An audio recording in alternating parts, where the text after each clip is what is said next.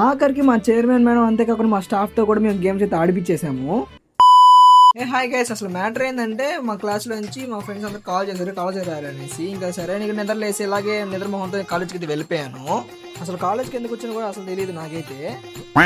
సరేలే ఇంకా అలా కూర్చుంటే మా క్లాస్ మేడం వచ్చి ఇంకా అటెండెన్స్ వేసేసింది. ఇంక అటెండెన్స్ వేయించుకొని ఇంకైతే బయటకి అయితే వెళ్ళిపోయాం అందరం. బయటకంటే ఎక్కడికో కాదు, ప్రాక్టికల్ క్లాస్ ఉందని చెప్పారు. సరే అనేసి మా ఫ్రెండ్ అయితే ఎలా చేయాలో చూపిస్తా అన్నాడు. ఇంకా మా ఫ్రెండ్ అయితే డైరెక్ట్ గా మా క్లాస్ అమ్మాయిలతోనే ప్రాక్టీస్ అయితే చేస్తా అన్నాడు. ఇలా చూడండి అలా చూడండి అనేసి అలా ప్రాక్టికల్ క్లాస్ లో ప్రాక్టీస్ చేస్తా ఉన్నాం. కొన్ని సీన్స్ అయితే బయటపడ్డాయి. ఏందో మీరే చూడండి. మా క్లాస్ లో చిన్న ఫన్ గా చేయలేదు అయితే వీళ్ళైతే.